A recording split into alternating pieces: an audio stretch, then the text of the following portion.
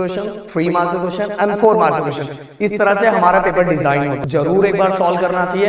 And इसके साथ ही आप 21 कि फिजिक्स में आपका खुद का कितना टारगेट है, जिससे मुझे आप लोगों के कमेंट को एनालाइज करूंगा और उससे रिलेटेड एक और वीडियो लेके आऊंगा। इसलिए कमेंट जरूर करना कि आपका खुद का टारगेट कितना है।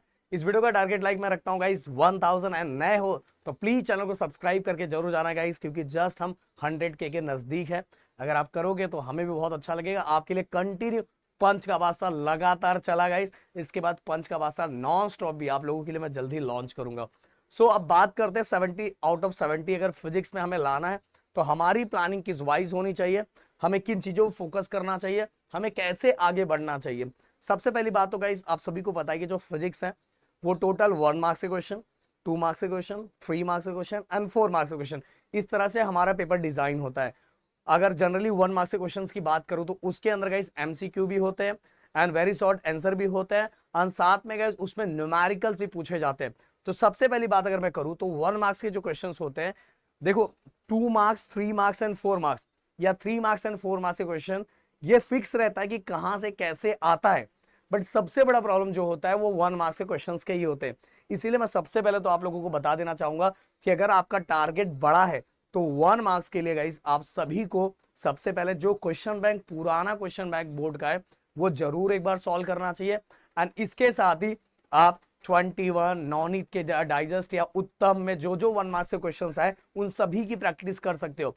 अब आपके मन में क्वेश्चन ये आएगा कि सर क्या हम उन सभी की प्रैक्टिस करेंगे या ये पीवाईक्यू 1 मार्क्स की प्रैक्टिस करेंगे तो क्या वो सेम टू सेम क्वेश्चन हमें बोर्ड एग्जाम में दिखाई देंगे? नहीं दोस्तों, 1 मार्क्स के लिए ना अगर आपका सोच ये है कि सेम टू सेम तो सेम टू सेम बहुत बार ना के बराबर आने के चांसेस होते हैं। बट अगर ये सभी चीजें आप करोगे तो 1 मार्क्स के क्वेश्चंस को अटेम्प्ट कर लोगे, 100% तब अटेम्प्ट कर लोगे। बट ये दिमाग से निकाल देना, अगर आपको कोई ये बोल रहा है कि भाई ये करोगे तो ऐसा हो जाएगा, तो ये भाई बिल्कुल गलत है।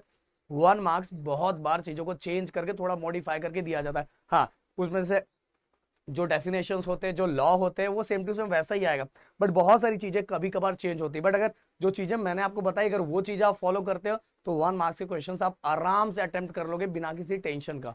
अब बात करते हैं 2 मार्क्स, 3 मार्क्स एंड 4 मार्क्स। उसके पहले गाइस अगर मैं बताना चाहूं कि आपका खुद का कैलकुलेशन होना चाहिए। ये वीडियो जिस दिन भी आप देख रहे हो, चलो कमेंट बॉक्स में मुझे लिख के बताओ कि आप वीडियो किस दिन ये देख रहे हो। जिस दिन भी देख रहे हो समझ लेना कि आपका जो बोर्ड का पेपर है फिजिक्स का वो 17 को है और 17 को उस दिन से आपका टोटल कैलकुलेशन होना चाहिए। जैसे एग्जांपल अगर ये वीडियो आप 5 तारीख को देख रहे हो तो आपके पास ना बस 5, 6, 7 बस इतना ही दिन बचा हुआ है। इसके बाद जो बचेगा वो 11 तारीख के बाद का दिन बचेगा और इसके अंदर भी बहुत सारे बच्चों का इंग्लिश का पेपर तो सबका रहेगा, बट इसके बाद मराठी और हिंदी का पेपर भी है। समझो, मराठी और हिंदी का पेपर भी है, तो उसके बाद वो कैलकुलेशन आपके पास होना चाहिए कि मुझे उसके बाद कितना टाइम बचेगा। ओके, और बहुत सारे बच्चे तो ये भी करते कि भाई फिजिक्स के अंदर अच्छा खासा टाइम है, उसके अंदर तेरा भाई पढ़ेगा। अरे भाई बिल्कुल गड़बड़ हो जाएगा। पता है अपने को जितना टाइम जिस सब्जेक्ट के लिए मिलता हो सकता है अभी ये मेरी बात आपको लगे कि नहीं सर क्या सर, जितना टाइम ज्यादा मिलता है ना उतना ही हम पढ़ाई कम करते हैं, जिसमें जितना कम टाइम रहता है उतना ही ज्यादा फोकस करते हैं। समझ में आ रहा है? तो प्लीज ये दिमाग पे से हटा दो कि आपके लिए फिजिक्स के लिए बीच में बहुत टाइम है, क्योंकि यही चीजें हमें फिजिक्स से दूर करती है। और हर साल ऐसा ही होता है, फिजिक्स के लिए बहुत ज्यादा टाइम होता है और लास्ट में देखा जाता है बच्चों का फिजिक्स ही पढ़ के नहीं हुआ रहता है। इसीलिए ये जो बीच का आपके लिए टाइम है इसको प्लस पॉइंट कंसीडर करके चलो कि यार अच्छा है, मैं उसके अंदर बीच में बहुत सारा रिवीजन कर लूंगा। पढ़ने के लिए नहीं बैठो कि मैं उसके अंदर पढ़ूंगा, मैं ये क्वेश्चन लर्न करूंगा, ये करूंगा, वो करूंगा। नहीं भाई, अगर अभी जो आपके पास टाइम मिल रहा है उन टाइम को प्रॉपर तरीके से यूटिलाइज करो और अच्छी तरीके से फोकस करो, जिससे क्या होगा कि आपका जो बीच में गैप मिलेगा ना उसमें आपका रिवीजन बहुत अच्छी तरीके से हो जाएगा एंड फोकस बहुत अच्छी तरीके से होगा, जिससे रिजल्ट जो आप एग्जाम देने जाओगे एग्जाम में मार्क्स अच्छा आएगा और फिजिक्स का पेपर भी बहुत अच्छा जाएगा और इससे रिजल्ट भी आपका अपडेट हो जाएगा। तो अब बात करते हैं कि sir 2 marks, 3 marks and 4 marks ये कैसे करना चाहिए। देखो इस 2 मार्क्स के अंदर गाइस देखो क्वेश्चंस होते हैं, न्यूमेरिकल्स होते हैं।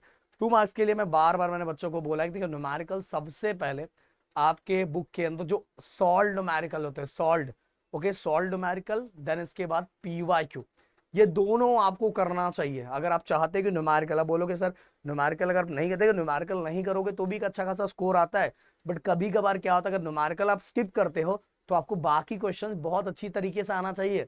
एंड कभी कभार एक ऐसा क्वेश्चन आ जाता है जिससे बच्चे बहुत मतलब बच्चों को समझ में नहीं आता, जबकि न्यूमेरिकल सिंपल होता है।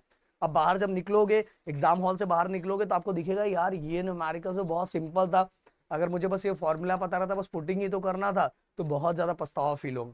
तो न्यूमेरिकल्स बोर्ड के बहुत सिंपल आते हैं।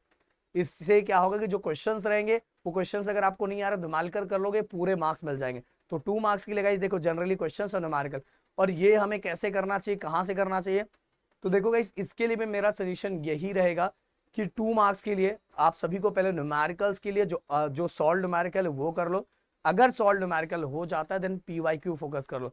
बट अगर आपसे पूरे सॉल्व न्यूमेरिकल नहीं हो पा रहे तो जितने भी सॉल्व न्यूमेरिकल हो रहा है वो करो, देन इसके बाद पीवाईक्यू पे फोकस कर लो। Okay, and 3 marks and 4 marks के लिए तो मैं गाइस आपको क्लियरली बोलूंगा पीवाईक्यू के अलावा कुछ भी मत करो।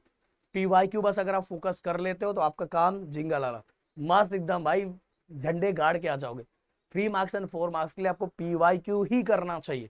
ओके, अब इसके बाद आप में से कुछ बच्चे ये बोलेंगे कि सर हमें कितने चैप्टर करने चाहिए।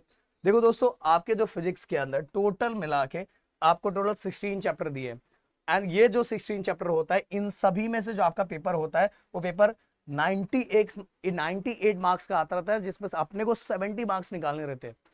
तो मैं आप सभी को बोलूंगा इसमें से कोई भी 10 से 11 चैप्टर आप करो, 10 to 11 चैप्टर, एंड बाकी जो चैप्टर बच रहे हैं उनके 1 मार्क्स के क्वेश्चन, एंड जो बाकी पीवाईक्यू है वो कर लो। आप बोलोगे सर अगर मैं पीवाईक्यू 3 and 4 मार्क्स का सबका करो तो भी चलेगा।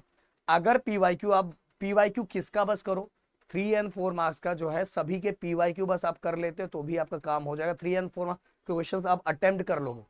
बट अगर गाइस ऐसा है कि मतलब कि सर मेरे 10-11 चैप्टर हो चुके हैं, बस मुझे बाकी कुछ स्किप करना है तो मैं क्या करूं, तो देखो इस 10-11 चैप्टर के आप अगर आप पूरे कर लेते हो 10 to 11 चैप्टर, एंड बाकी तो 1 मार्क्स के क्वेश्चन कर लो, 1 मार्क्स के क्वेश्चन, एंड देन इसके बाद ओनली टच करो जो भी 3 मार्क्स के क्वेश्चंस आए हुए हैं एंड 2 मार्क्स के जो न्यूमेरिकल्स आए हुए हैं उसको करके जाओ, आप पूरे के पूरे क्वेश्चंस अटेम्प्ट करके आ जाओगे।